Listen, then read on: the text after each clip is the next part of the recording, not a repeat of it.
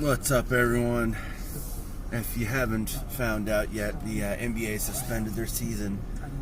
The message I got said indefinitely, and that means forever, but I doubt that's kind of the right wording that they were trying to say. But, I don't know. I tried to talk to our assistant managers, and I asked them if they knew about this memo that came across. They didn't know anything about it.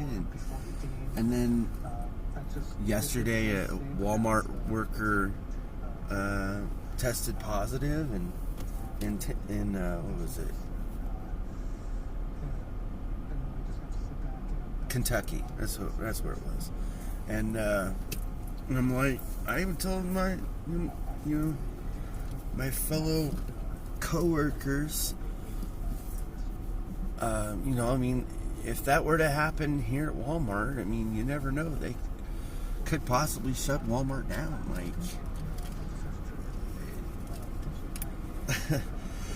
I would not put it past me that would even be a thing, because, you're talking about hundreds of thousands of products that a person might have touched, within a span of, 10 to 14 days. If not even that, maybe that's a little too much. But just touching items alone, coughing, while you're at work, it's hard to say, okay, hey, I got the flu or the regular cold, I'm gonna go home. It's like, no, you have this point system, and this point system doesn't help you for a long period of time. And if you need the extra help, you got to go through this other process, which then they determine whether or not they would allow you to do something. But then by that time, going through even the experiences that I've been through, or have even talked to people about, it takes a long time, and you need to pay bills, that month or the next week, or the week before, and you got no extra money or no support, and it's not streamlined, it's not quick. So I hope Walmart puts something into place, that allows us to save our jobs if something happens, or even if, like I said, even if the store has to shut down to be cleaned or whatever. I don't see how that can't be a thing. You're not saying, oh, we're giving it to every employee in every store. You're giving it to isolated incidences that can be verified and everything else, But I think something like that should be put into place. And also, health insurance, because it's, I understand that it's a cost, but I think if you lose someone, if you lose an employee, even if it wasn't on the job, they still have, if they have life insurance, so you got to pay that out. So it's still a cost. Everything's a cost, but I think if you just care more than you worry about the cost, I think people look back at it and say, wow, it was a good thing. I know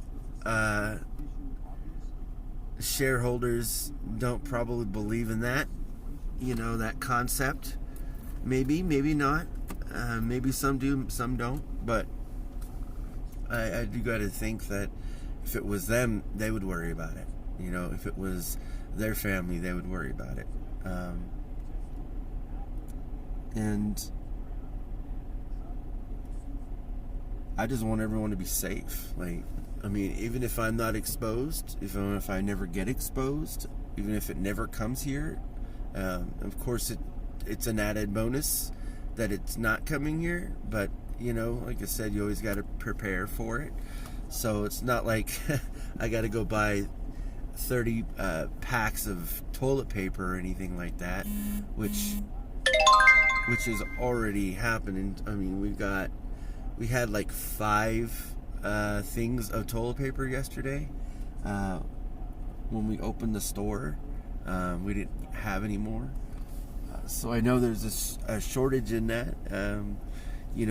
Some of the other things, the things that have already probably heard, hand sanitizers and stuff like that, Kleenex boxes. I mean, it's pretty normal, but I don't understand. It's like, there's a lot of paper towels. And if you got to get gritty with it, gotta get gritty with it, and that's a cheaper cost than having to pay for toilet paper. I'm just saying. And of course, my wife won't let me do that, but I know how I was raised, and like that's when you go camping and you have to have toilet paper, or you still have to have toilet paper in your vehicle no matter where you go, because you never know. But anyways, stuff like that, like that's kind of how I was raised. Kind of broken and poor, learning the other side, and I'm not there anymore. Economies have gotten a lot better. I've been able to actually have a job or jobs for the past, since my kids are born, pretty much that were pretty much stable. It all really depends up to me on how that job ends up, if I'm there for a long period of time or not. Like the last job I was at a group home with disabled adults, and it was a really good experience. Some of it wasn't, but it was more managerial than it was client wise. I can say that for 100% fact. And choices made, and I had to make my choice, and plus I knew I had to, with my health. I'm like, I knew I was getting big, and I was like, this just really sucks. And after the first year here, I think it was, I'm like, things started changing after the previous year. And that's what starts this, which is the snowball effect for me. It just makes me feel like, even though all this is going on, there's still a lot of upside, still a lot of opportunities, and even if most of it isn't physical, most of it's going to be, pretty much in the ether. It's all well worth it, to be honest, I think. All of it for me. And for some people, it might not be their thing, might not be their jam. Working at Walmart might suck for them. They might have quitted or worked at Walmart 3 or 4 times in their lifetime and just didn't never like it. And whatever, that's your own thing. I hope you find something that you can like.